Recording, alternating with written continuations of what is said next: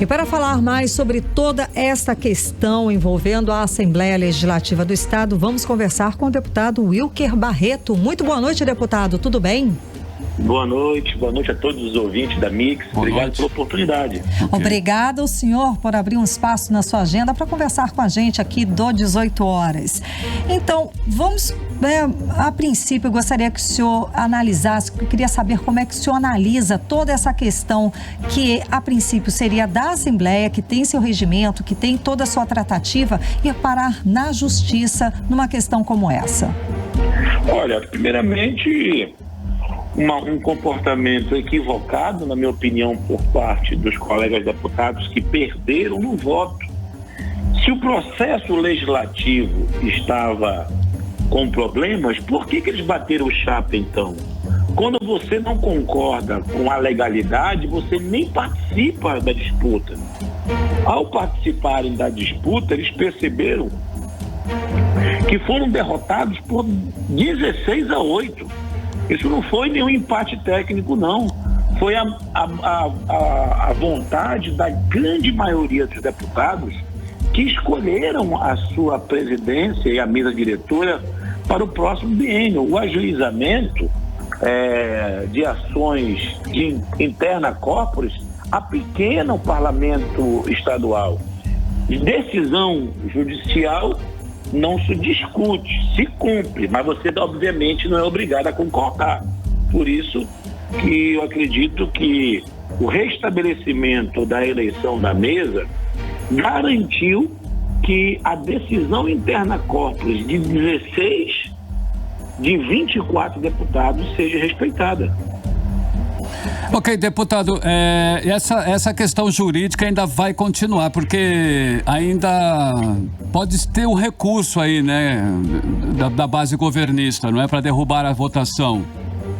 Olha, eu acredito, tem outros remédios jurídicos, mas eu acredito também, certo, no bom senso da nossa justiça. Ou seja, eu acho que está bastante claro, liminar do STF foi claro no que diz respeito ao estabelecer os efeitos da PEC. Acredito muito nessa sensibilidade que tem o nosso Tribunal de Justiça em respeitar a vontade da grande maioria dos deputados estaduais. Agora, se um governo insistir e se tiver de ter eleição, que eu acho que não vai ter, mas vamos supor que tenha a eleição de 17, vai ficar mais vergonhoso para o governo porque perderá de novo. Pois é. É uma sensação incomum entre os nossos entrevistados aqui. Acho que o Serafim Corrêa falou a mesma coisa.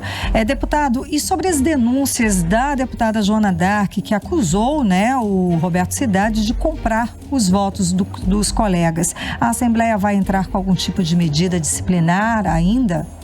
Olha, já entramos, já. Né? Porque entenda uma coisa. A imunidade parlamentar, e a deputada Joana, que é advogada e faz questão de dizer isso muitas das vezes na tribuna que opera o direito, confunde a imunidade parlamentar com quebra de decoro. Quebra de decoro é quando você ofende os seus pares. E aí o artigo 260 do regimento interno da casa é muito claro. Você não pode atentar contra a honra dos integrantes do Legislativo e da Casa como um todo. O Podemos, partido que eu presido, e o regimento diz que tem que ser feito através de uma denúncia, cobra o esclarecimento para que a deputada, agora já denunciada na Comissão de Ética da Assembleia, possa levar as provas que ela justifica ter na tribuna.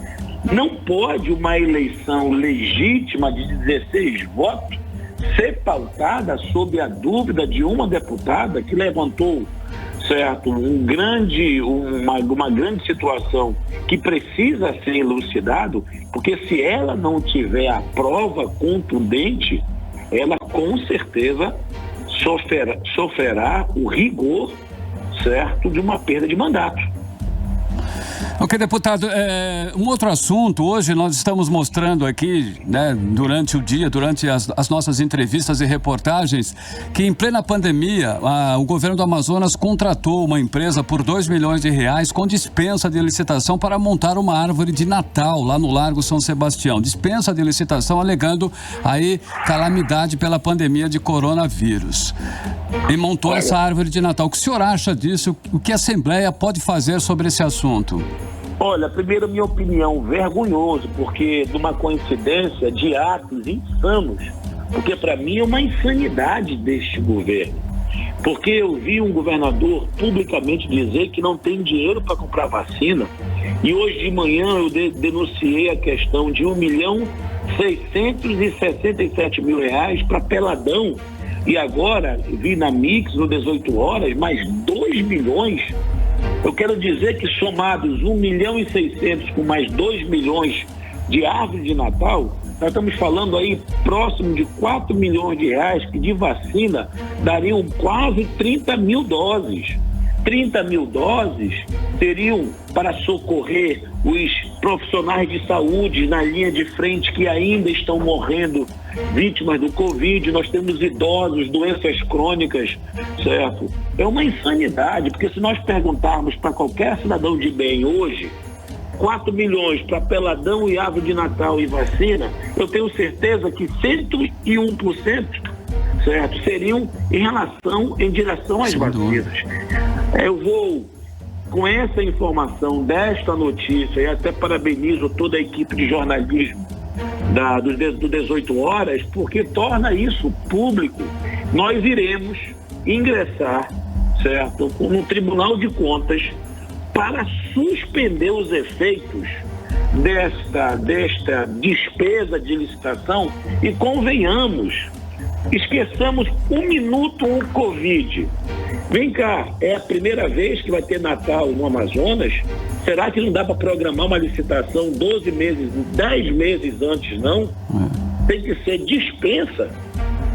Então, fora isso, ainda é gritante e afrontoso a dispensa.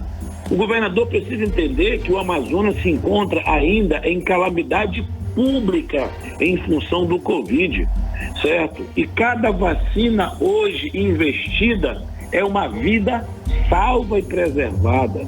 Então, é um contrassenso, e na medida que a sociedade e a Assembleia têm conhecimento dessa informação, certo? Nós vamos já pedir para o nosso jurídico preparar, certo? Juntamente eu e o deputado Demilson, nós iremos ingressar também. Eu estou terminando hoje para ingressar amanhã a questão desses 1.600.000 sobre o Peladão, e iremos também aproveitar o ensejo e pedir a suspensão dessa dispensa que para mim é afrontosa.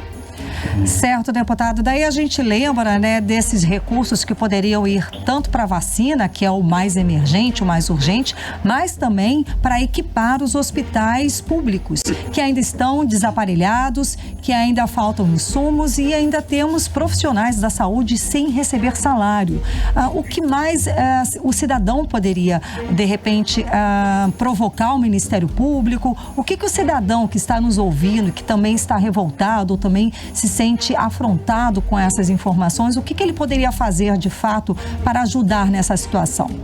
Olha, o Ministério Público é um órgão, é o guardião da lei, independente de ser deputado estadual ou não. Você pode provocar no protocolo do Ministério Público, pelo DISC, denúncia do Ministério Público, essas questões do direito do cidadão.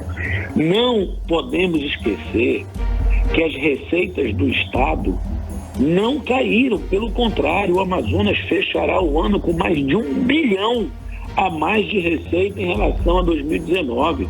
O que faz hoje esse governador com a saúde do Amazonas é desumana. Por isso que eu estou e acredito que para a semana a Assembleia implemente a CPI da OS e da PPP.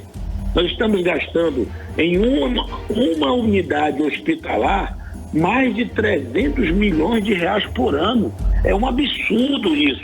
Nós não podemos permitir que o dinheiro do povo do Amazonas vá direto para o ralo. Então, o que estiver ao nosso alcance, nós iremos tomar todas as medidas e desde já faço um apelo ao Tribunal de Contas que acate, certo, as medidas que nós iremos dar entrada em caráter cautelar. Deputado, com essa nova configuração da Assembleia aí que começa agora em janeiro, caso venha um novo impeachment contra o governador Wilson Lima, o senhor analisa que o resultado seria diferente daquele primeiro? Olha, os números não mentem, né? Nós temos aí 16 deputados que deram, certo, um posicionamento muito firme. Nós temos que caminhar na direção do povo. O governo não aprendeu com seus erros, machuca a sua população, pratica atos como esse de árvore de Natal em plena pandemia, com o nosso povo ainda morrendo, com peladão, com prioridade, ou seja, então eu não tenho dúvida que o processo de impeachment, o novo processo, com esta nova configuração da Assembleia, que iniciará essa nova mesa diretora a partir do dia 1º de fevereiro, eu deposito esperanças e, obviamente, que o povo também nesse sentido. Okay. Sem dúvidas. Então, o senhor já até adiantou, né? Que eu ia perguntar se a gente pode esperar, se o povo pode esperar e aguardar novos desdobramentos da CPI da Saúde, que o senhor falou agora da OS, né? Que vai pedir para instaurar uma CPI dessa OS. Nós já temos 6 assinaturas, certo. Falta apenas 2. Eu acredito que para a semana tenhamos o número necessário. Ficou muitas dúvidas ao final da CPI da Saúde em relação ao OS. Nós estamos falando de um dos maiores contratos de pessoa jurídica hoje vigente. Não pode um hospital que não devolve os serviços na mesma qualidade custar mais de 300 milhões de reais entre OS e PPP, que é parceria público-privada. Eu não tenho dúvida que se torna um dos hospitais mais caros do país. Ok. Certo. Bom, deputado, ainda em questão, eu queria uma questão legal, se o senhor pudesse ajudar a gente, né? Ainda sobre a determinação, né, e a decisão do ministro Luiz Fux, ainda não cabe mais, não cabe mais recursos nessa questão. Então, digamos que o governo, né, ou a base aliada deveria aceitar e ponto final. Olha, em relação ao mandato de segurança, eu acho que a decisão do ministro Fux já deixou claro. Nós temos aí uma outra análise, que é uma ação direta de inconstitucionalidade, que está aberta a vistas para a Assembleia se posicionar, mas eu não tenho dúvida que uma eleição, certo, de uma casa legislativa ou de qualquer colegiado é uma decisão interna. Nós estamos falando, certo, de praticamente 2/3 dos deputados escolhendo uma mesa diretora. É inquestionável a segurança, a legitimidade, melhor dizendo, desta nova mesa. Você imagina ganhar uma eleição com 16-8? Qual é a dúvida de quem ganhou? Então, esses 8, ao ingressarem com medidas protelatórias, vão ganhar o quê com isso? Porque na medida que chegar o dia 17, caso haja algum tipo de determinação, que eu não acredito que ocorra, perderão mais uma vez no voto. A política é isso. Ganha se perde no voto. Se eu tivesse o voto suficiente, já teria impeachmentado esse governador faz tempo e dado ao povo o direito de, pelo voto, escolher seu representante. Mas como eu nunca tive os votos suficientes, eu, Denilson, caberíamos a nós o quê? Usar a tribuna, denunciar, se posicionar, usar os mecanismos jurídicos como medidas cautelares para zelar o dinheiro do contribuinte. É o que nos cabe. Agora, questionar uma eleição de mesa com essa quantidade de votação é um pouco surreal, né? Sem dúvida, sem dúvida. Deputado, muitíssimo obrigada pela sua participação hoje aqui no programa 18 horas. Conversamos com o deputado Wilker Barreto do Podemos. Boa noite. Eu que agradeço, estou sempre às ordens e aproveitando o ensejo, um Natal de muita paz, que a vacina chegue logo aqui ao nosso Amazonas, sim, pelo governo federal, porque pelo governo estadual, infelizmente, eu não tenho esperança. Ok, boa noite, Feliz Natal. Ótima noite. Bom.